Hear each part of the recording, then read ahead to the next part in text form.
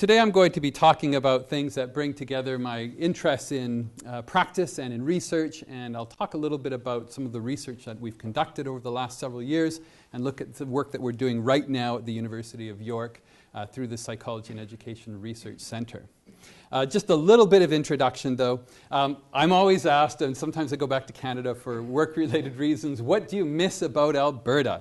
And like the incoming Vice Chancellor, I'm a keen cyclist. So I really enjoy things like beautiful cycling in Alberta, and it's fantastic. But I also commute to work on my bicycle, and it's not so fantastic all the time when you're in the Northern Hemisphere in Canada because it's really cold a lot of the year. And so this isn't even that bad. This is minus 21 degrees, which is mild, and it's in April. So these are some things that perhaps I don't miss quite so much. But it's been fantastic for the last year or so that I've been here at the University of York. I want to make 3 key points in this talk today. And just for clarification of terminology, for the most part, when I'm talking about educational psychology and educational psychologists, I'm talking about the academic discipline. I know that in certain contexts, and especially in the UK, that's usually referring to the practice or the profession of educational psychology. I'm talking about the academic discipline of psychology in education. So, first point that I want to bring out today is that educational psychology needs to include use in its agenda. And the Vice Chancellor was very kind and, well, very accurate in saying that for the most part in the UK, research in education is very much use or impact focused. But that's not the case necessarily in other settings. So educational psychology is usually defined as the application of psychology to education, but most of its history has focused on building theory rather than making an impact on practice. So building theory, theory testing, and explaining educational phenomena from a psychological point of view. And my own primary area of research is academic motivation, the explanation of the reasons for behaviors of students and teachers in school settings. So in this talk, I hope to explain how educational psychology can become less theory-driven only and look at some of the impact or some of the use in educational psychology. So at the core of that research is this idea that educational psychology can be aware and have application about how teachers and students interact in classrooms. Teachers have a heterogeneous effect on student outcomes. That's another point I just want to bring out here because I'm going to be talking about selecting teachers and how psychological characteristics might be used to improve the selection of teachers. And the third point that I want to bring out is that we can develop better teacher selection tools based on theory and on practice. And so those are the 3 key points that I want to bring up. Again, one of the big cultural differences moving from North America to the UK, at least for me, has been the emphasis on impact. And anybody involved, of course, in ESRC research applications or any other research applications know that the pathways to impact, the focus on impact is really preeminent in the way that applications are put together. And it's not just lip service. It's important, especially in an education department, to have research that is resulting in changes in practice and that examine the status quo. So I'm going to focus on the influence of teachers on student achievement, and in particular I'm going to focus on the way that impact of research that we do in educational psychology can make a change to the way that we do things. And I hope to show in this third point that we can't afford to leave the selection of teachers to the intuition of selectors and the ad hoc kind of basis that we generally in most places leave to select teacher training candidates and teachers for positions.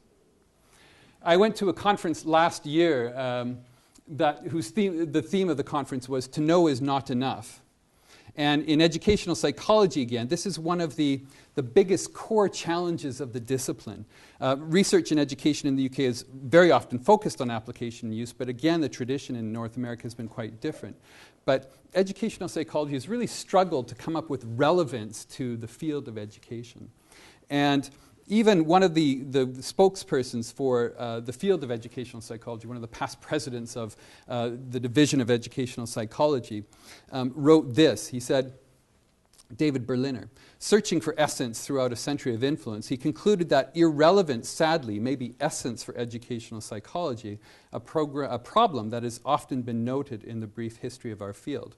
Another preeminent researcher, Julianne Turner, wrote that as I look back in the last 2 decades of research in motivation in education, I see impressive advances in theory, a much better understanding of theory, but there's little progress in using theory to make a difference in classrooms. And the real difficulty that we have in this particular field is the complexity of the interactions between teachers and students and task and setting.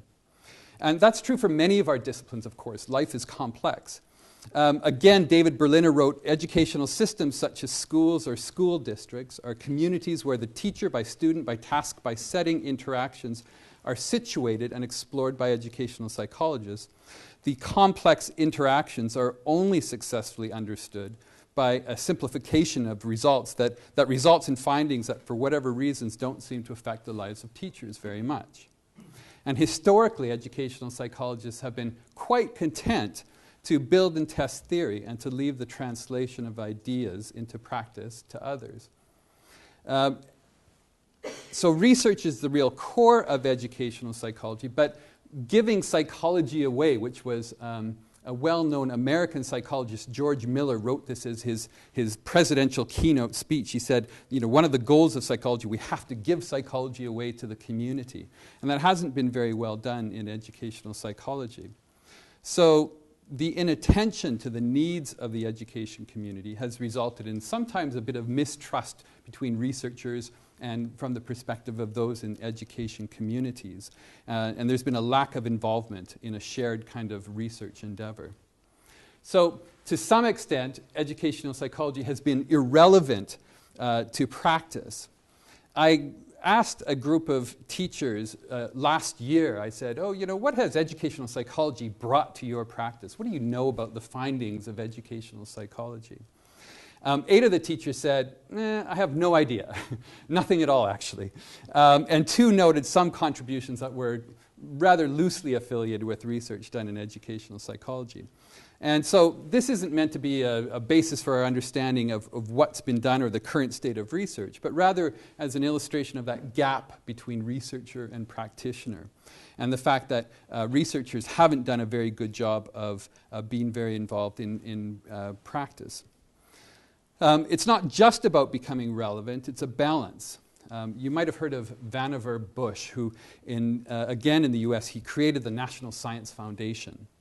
And he famously stated in a report back in the 1950s, it was called Science, the Endless Frontier. He said that basic research is the pacemaker of technological progress. New products and new processes do not appear full-grown, he said.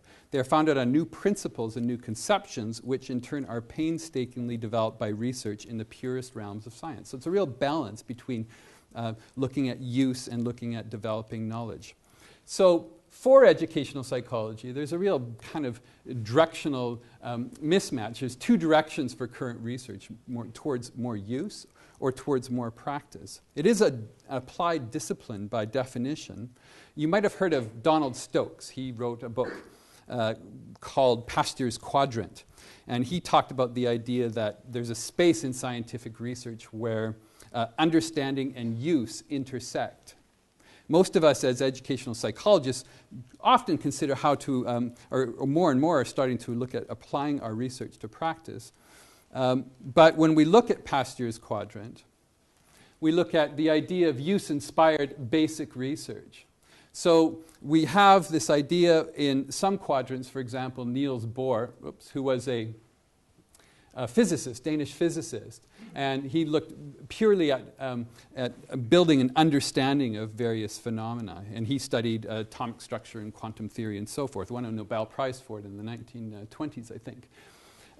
In the quadrant of applied research only, we have Thomas Edison, who really just looked at practice, who just looked at the idea of developing practical uses for electricity. And then we have Louis Pasteur, who then undertook a study, who always took studies that were applied. And his work illuminates a path where applied goals are not inherently opposed to scientific creativity and rigor. And it's this idea of use-inspired basic practice. So in the studies that I've been working on in the last 5 or 6 years or so, most of the research that I started with was looking, if you want to call it pure basic research, looking at theory and self-efficacy and motivation and looking at variations in that theory. For example, how do cultural dimensions influence the sources of self-efficacy beliefs? Not inherently practical or applied. Looking at Edison's quadrant would be a project like, can we design a tool to select effective teachers? If we're just looking for a tool that works. Pasteur's quadrant, that perspective on research in this particular area, would be which competency domains, for example, predict positive teacher outcomes. And today I'm going to be talking about that quadrant, I hope. At least I hope, and most of us think that that's the quadrant we're working in, of course. But I'm looking at use-inspired basic research, looking at theory-driven and use-driven applications of psychological research in an educational setting. Just to look a little bit more about the background of this research project and my own research over the last decade, really. Again, starting with this idea of focus on theory building and testing, motivation in school settings, looking at self-efficacy, self-determination theory, and so forth in different settings. Moving from there to a focus on context and looking at applications of theory to various settings, looking at cultural comparisons, trajectories, and special populations.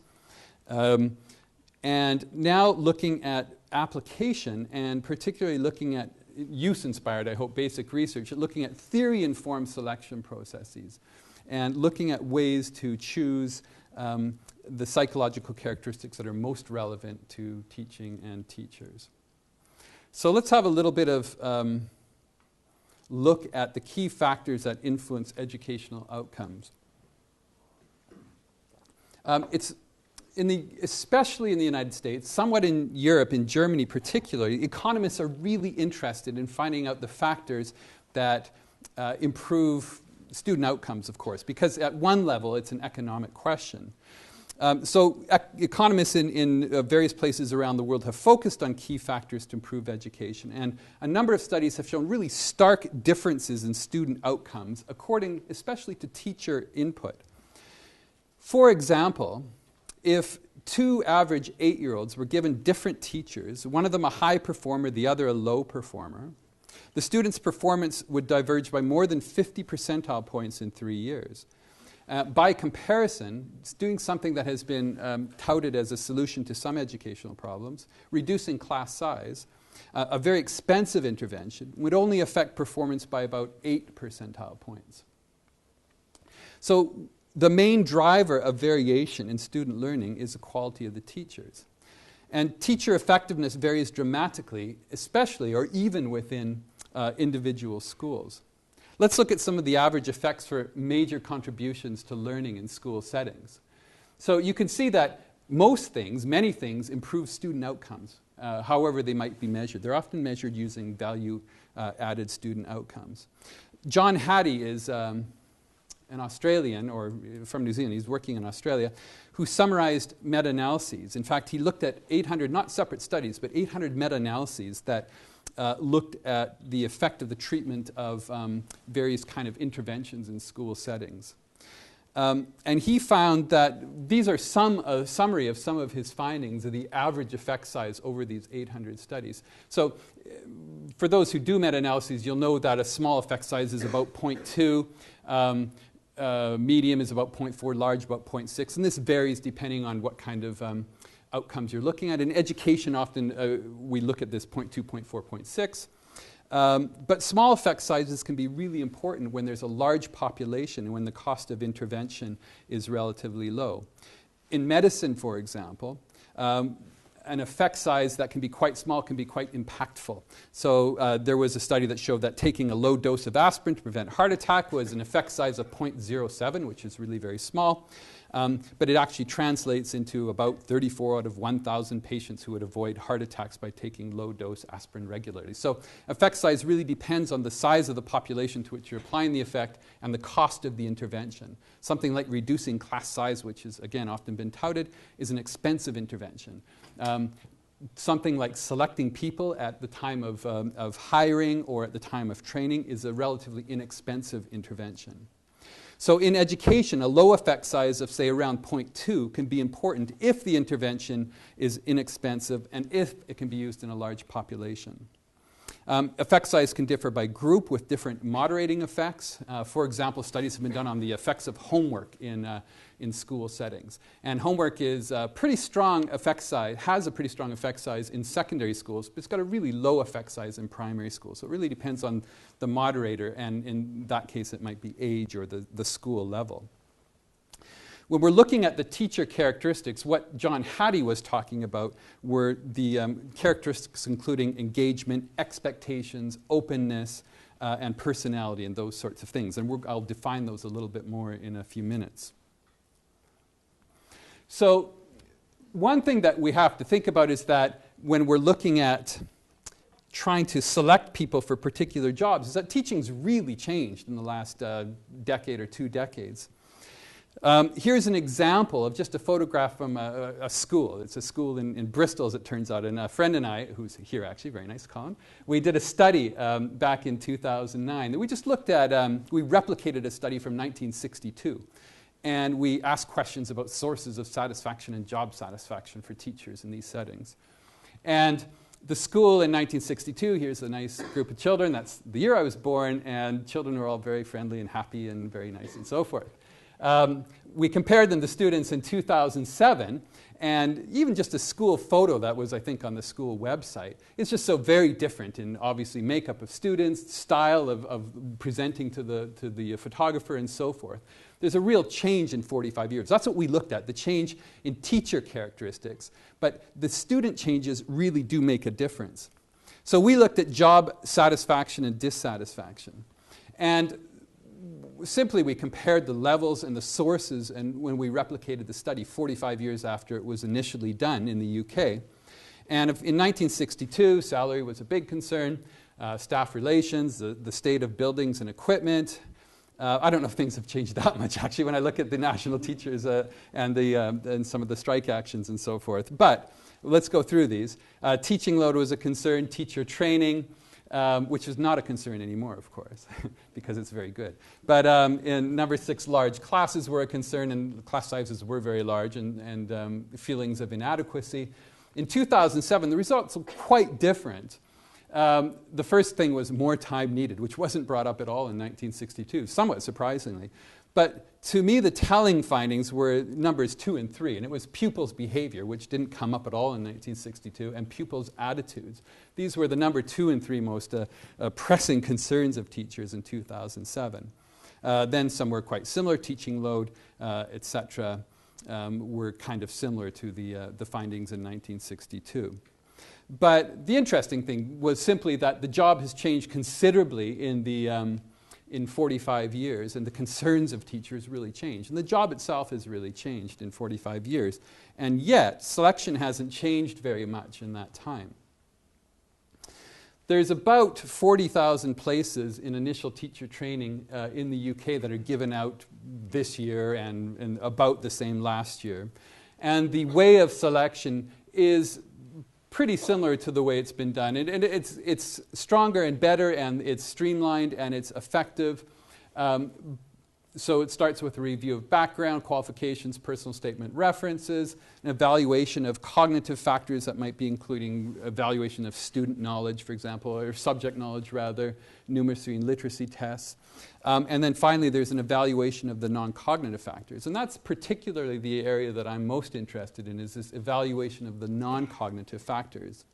So non-cognitive attributes include things like inter- and intrapersonal skills, resilience, reflection, organization, and they're currently assessed in many settings, at least in Canada, and I think it's true in the UK as well, during face-to-face interviews or group activities and so forth. Studies from large-scale analytic studies show that interview techniques, for example, often have low predictive validity compared to other tools.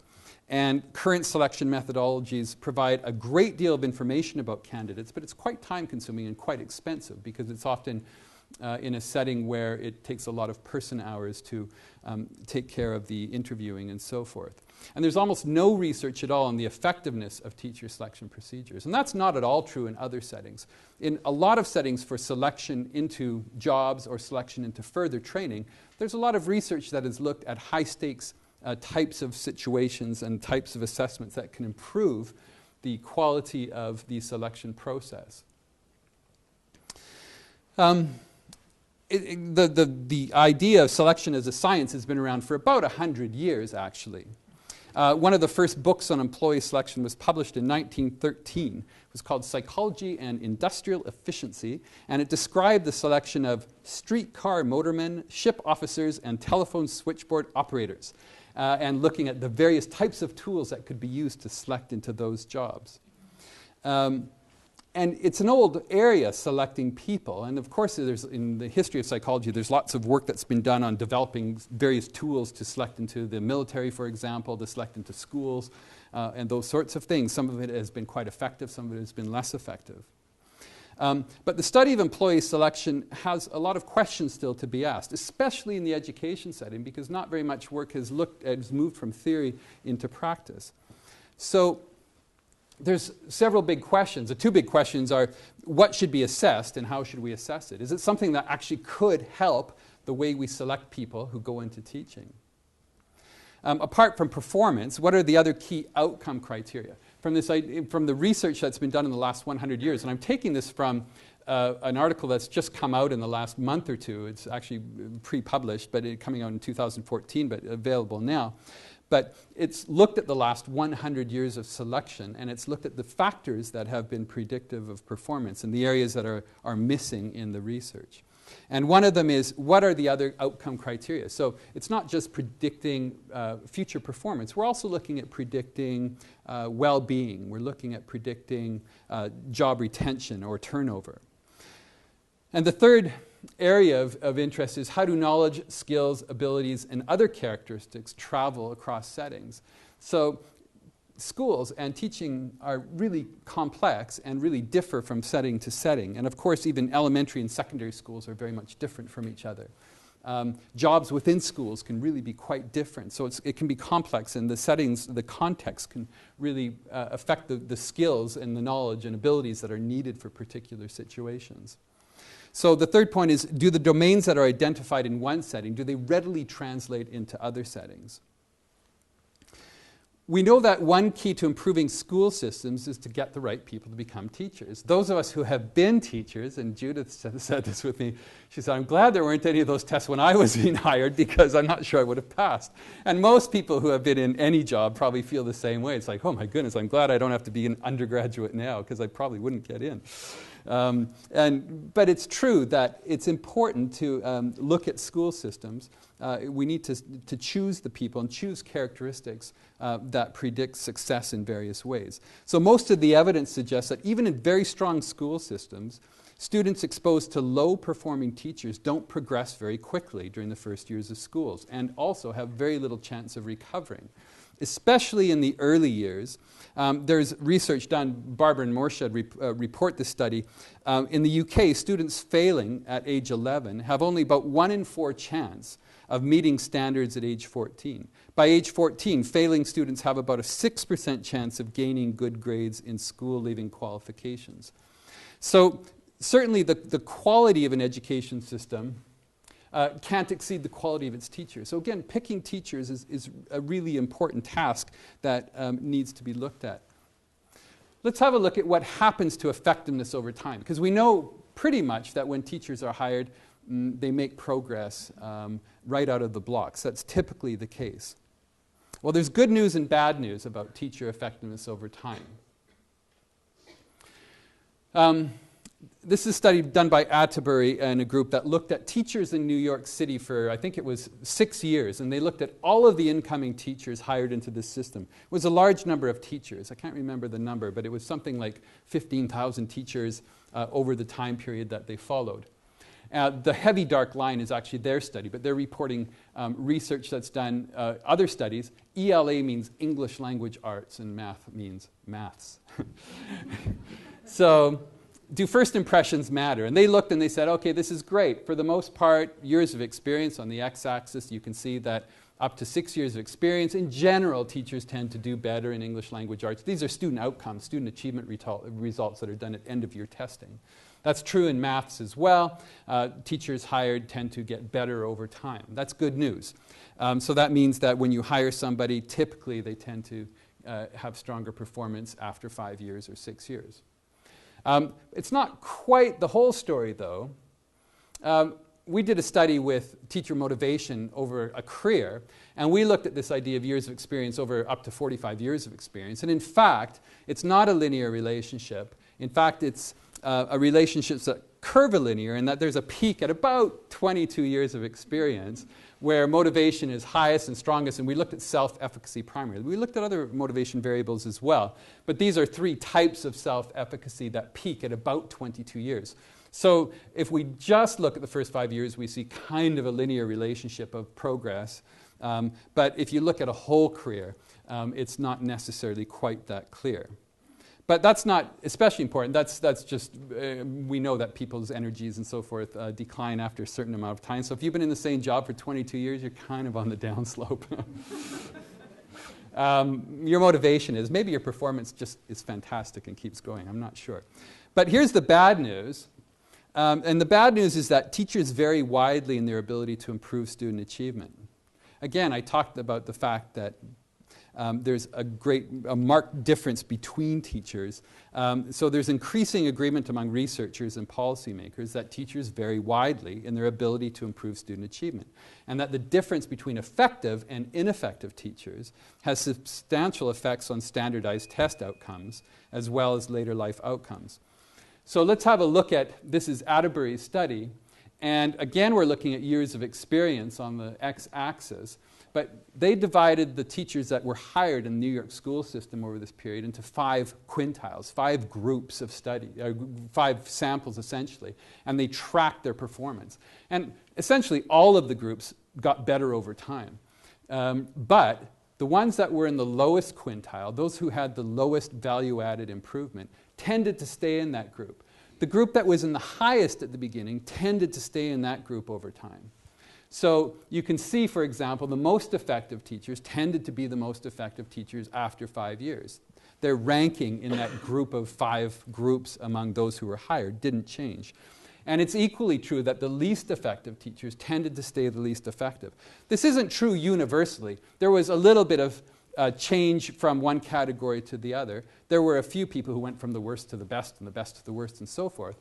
But overall, the trend was pretty clear that especially in the extremes, the groups who were in the bottom and the top didn't tend to change place in their ranking. So on average, the initially lowest performing teachers were consistently the lowest performing, the highest were consistently the highest.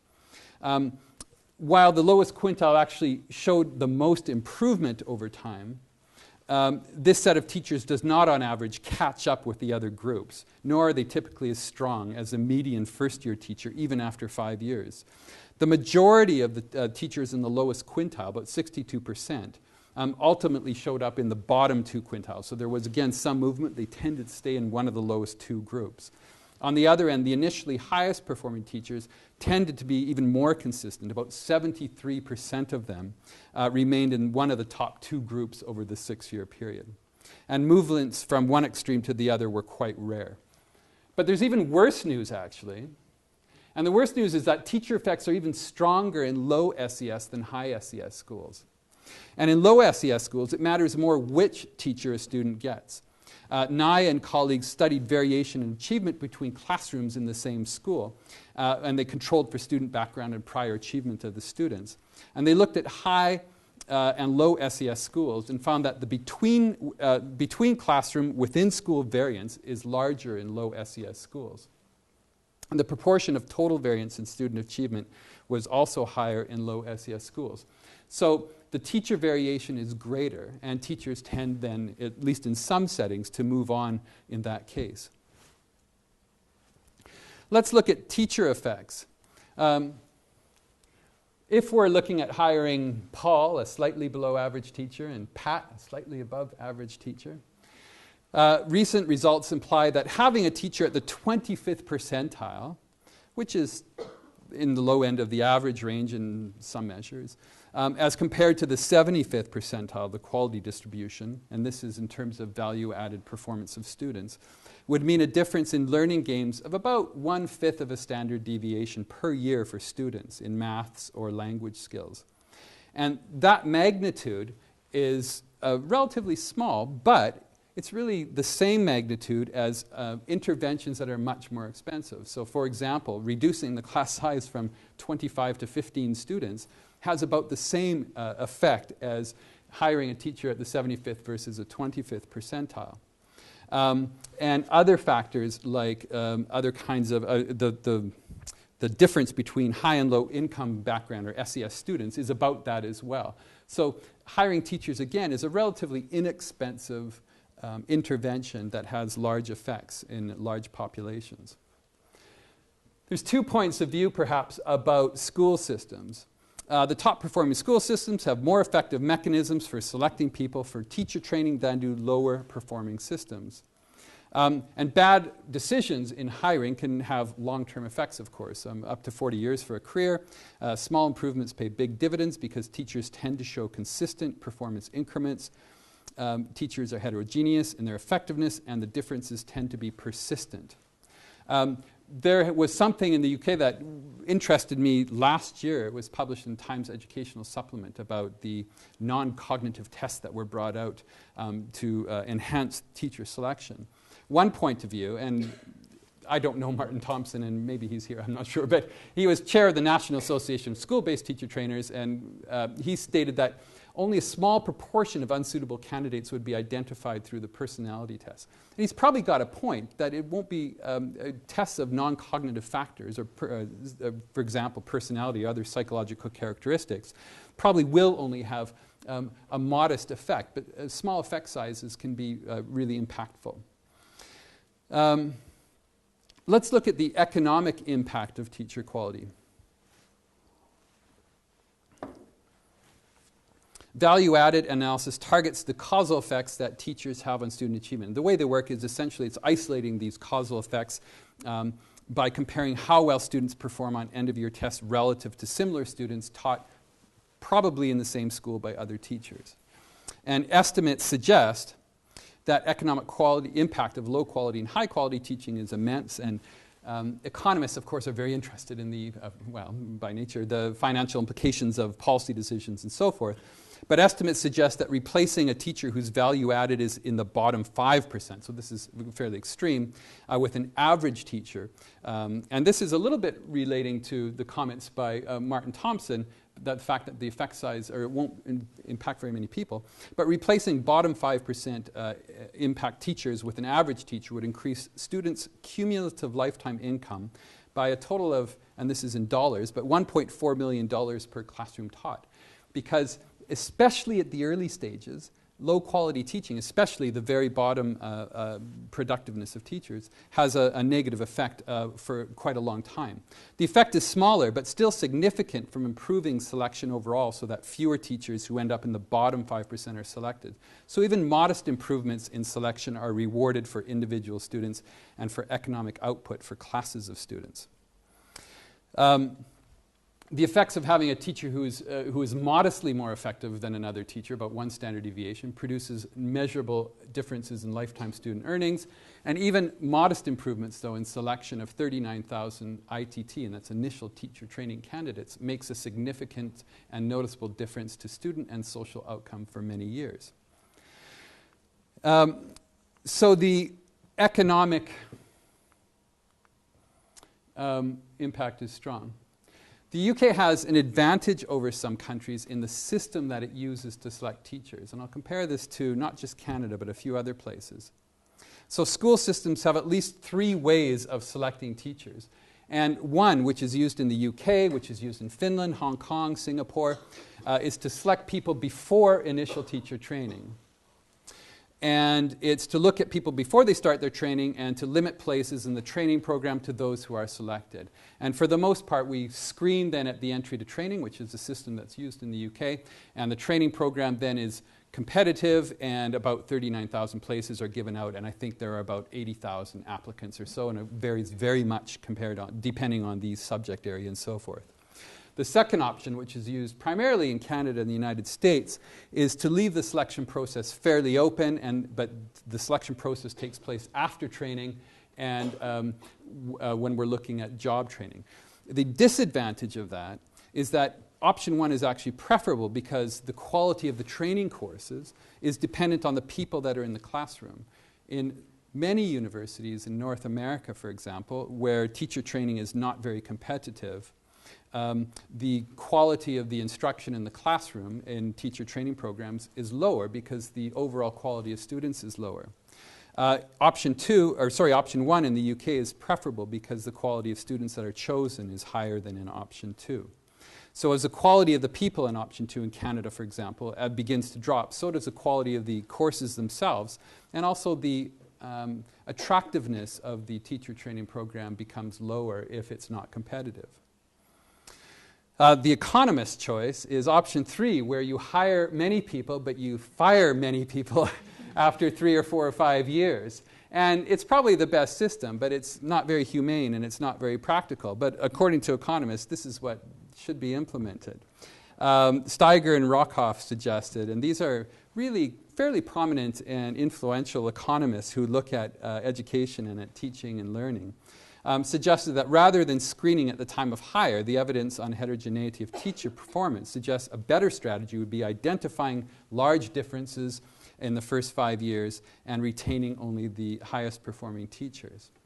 But it's quite tricky. We can talk about where we're going to have a screen or a filter, but it's really tricky to know where to do that.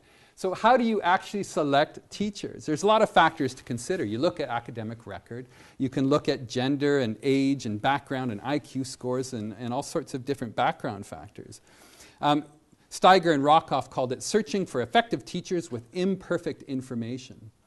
And when you're looking at the filter, the things that might be useful to look at filtering or selecting people, we can look at academic record, but actually it's really low impact in terms of future effectiveness.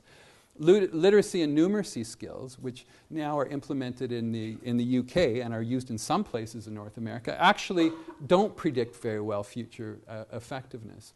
Communication skills, which to me are really obvious that are important for teachers, at least the studies that have been done, meta-analysis of verbal ability and communication of teachers, showed an effect size of 0.02, which is essentially 0. The university attended and the program that's attended has almost no effect on teacher effectiveness. And getting an advanced degree, and especially in the United States, almost all teachers have master's degrees, has almost no effect on future effectiveness. And so not all the factors that you think. Some of them have some contributions, but many don't have very much effectiveness. So there are certain kinds of personality tests that have been suggested. And here's one that some people thought might work. But it doesn't work that well. And so some researchers have turned to brain studies to look at brain activity during teaching, and so there's some activity that's good. We did a small study on a smaller budget and couldn't afford the fMRI machine, so we kind of built one. And the output's different too. So you don't get the same sort of brain activity, or it's different at least. But so we're looking for things like benevolence, we're looking for all the good things, conscientiousness, which is one of the good predictors of teacher performance on the Big Five personality test. We can look at, let's see here, I'm not sure what that one is, that's positive, I'm sure, in that part. Self-esteem. Here we've got calculation and language, which are all positively affected or positively affect teacher outcomes. Spirituality may have some role to play. And then we've got the negative sections here of combativeness and destructiveness and amativeness, which you can look up later. I think I saw libidinous or something. It was, it's not a term we use so often anymore. But anyway, so there are things that we really want. We want to select teachers. We want to get people who are perfect. We want to look at all these factors and get people who have all the attributes and skills that result in effective teaching. But it's difficult to do. So we're looking at, right, some of you may be watching this. Here's our perfect teacher from Educating Yorkshire, Mr. Mitchell, his crew. Those are the people we want in our schools. But sometimes we get less effective people. And we get, this is one of the best movies ever. Cameron Diaz in Bad Teacher. How many of you have seen that? Oh, good. Victoria, good for you. Yeah. It's great. It was the Academy Award winner, Best Picture 2011. Not really. But it's worth watching. But let's look at what research suggests for key variables to include in teacher selection. So we really want, and what we've really seen is that teacher-student interactions strongly influence student achievement. A summary of contributions from John Hattie's super meta-analysis showed that teacher training was modest effect size, subject matter knowledge, modest effect size, expectations, and teacher-student relationships, two non-cognitive or psychological variables, were really strongly predictive of teacher effectiveness and student achievement. We did a study a few years ago, published in 2012, that looked at using what's called self-determination theory model. We particularly looked at this idea that relatedness, competence, and autonomy predict positive outcomes. And what we found is that relatedness to students especially had a strong relationship on, these are actually teacher variables, not student variables, but had a strong effect on engagement. And it had much more effect than relatedness to peers or feelings of competence or feelings of autonomy. And it was very strongly positively related to engagement. We also did a meta-analysis of the effects of teacher personality and self-efficacy on external measures of effectiveness. And external measures of effectiveness included observed teacher performance and student achievement value-added improvements. And in our meta-analysis, we asked the question, what's the strength of the relationship between two kind of non-cognitive factors? Personality, measured mostly on something called the Big Five personality test or theory, and self-efficacy on external measures of teaching. And we were also wondering if the relationship was moderated by the type of psychological characteristic and a few other moderating factors. And what we found is that personality was modestly, and just so you know, these correlations are equivalent. You double them essentially to get the same effect size metric that we're using before. So it's D of about 0.16, and this is D of about 0.60, which is actually quite strong of an effect. So right here I say D is 0.6, which is a medium to large effect, and D equals 0.16, which was significant but relatively small.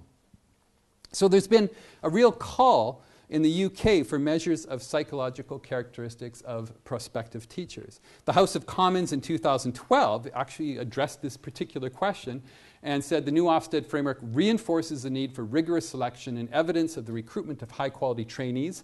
And we are working to ensure that ITT providers use the best methods to assess non-cognitive skills as part of the selection for entry into ITT courses. A document called Great Teachers, Attracting, Training, Retaining the Best, the House of Commons said, we welcome the concept of a test of interpersonal skills and the fact that it's difficult to do, but other professions and organizations have overcome similar challenges. In Scotland, the Donaldson report in 2010 concluded with this idea that we want to include more consistent attention to interpersonal skills in the hiring of people who are going to be working in our classrooms.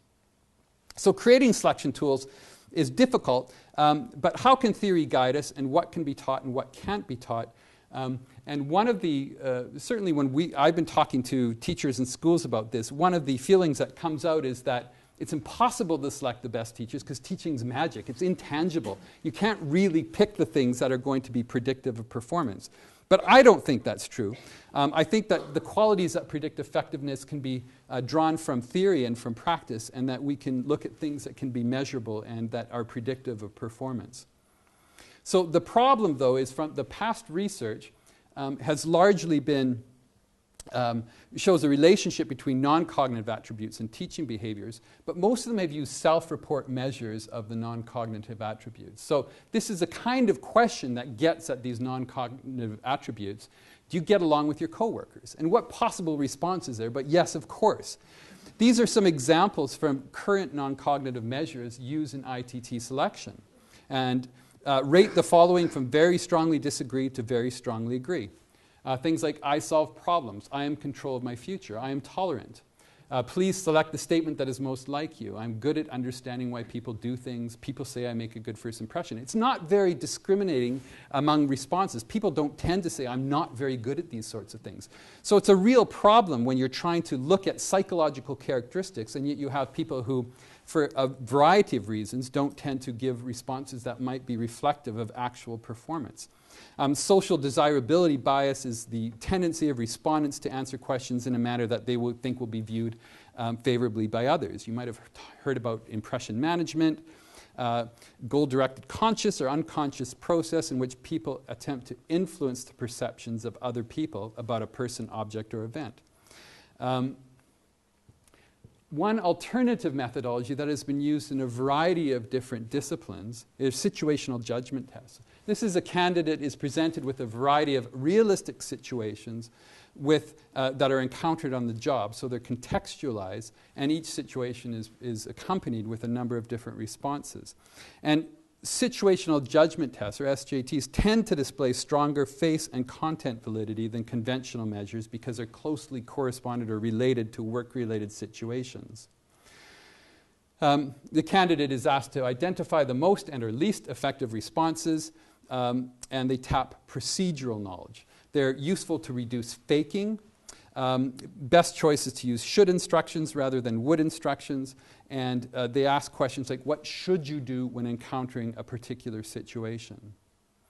They're built on this idea of implicit trait policy that proposes that we can gain insight into personality implicitly by asking an individual to judge the effectiveness of a response to a situation that's designed to elicit particular traits.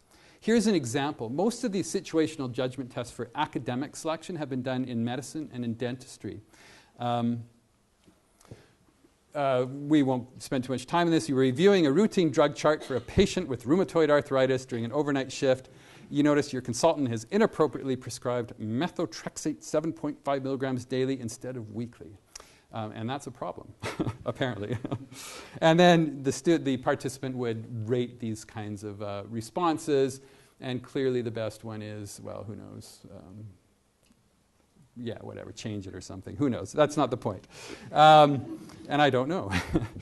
But they've been used to look at the selection, particularly for foundation year training in medicine and also for professional training in specialties and so forth. In other disciplines, so medicine, there's lots of evidence predictive of 5 non-cognitive outcomes, Levens and Patterson found just recently. In dentistry, the evidence has shown that they're reliable and correlated with professional interviews. In law in the United States, situational judgment tests have been strongly predictive of lawyer performance with few intergroup differences. And that's really important for selection tests because quite a few tests have strong intergroup differences that favor different ethnic groups or are gender influenced and so forth, as situational judgment tests are less prone to have intergroup differences in selection. The advantages are high levels of predictive validity, and they're context-specific, and they can be tailored for different disciplines and different sub-units within a particular profession. Candidates like them, and again, there are fewer intergroup differences than other tests seem to show. High face validity in a test is positive and favorable because candidates feel less frustrated and are more positive about the whole hiring and selection process.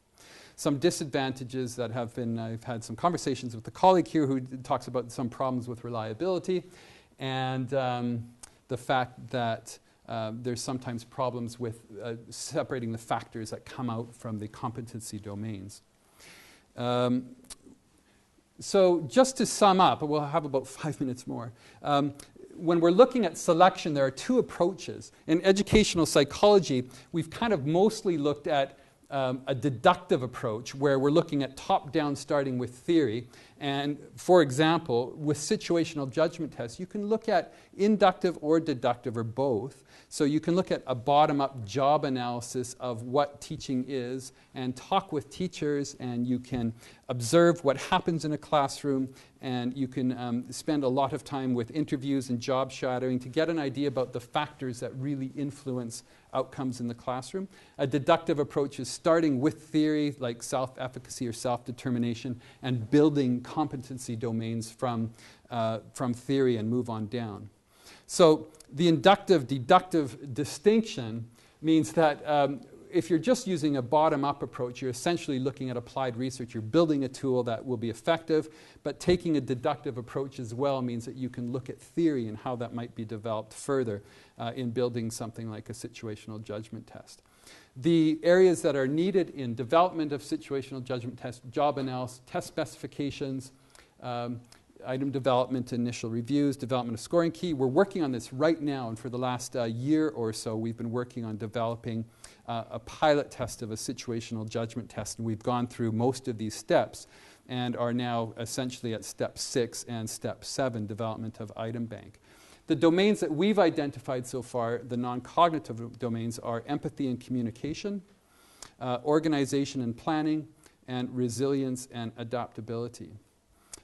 That's not a very large number of competency domains, and so we're working at developing this further. We're looking at having 8 to 12 domains eventually, but the first round and the first study has looked at developing just a few key areas. And we've worked with some fantastic teachers and schools just around York primarily that have been really helpful and have really helped us kind of develop our thinking and have given us some really helpful feedback and been really useful. So thank you, those who have been involved in that project. It's been great.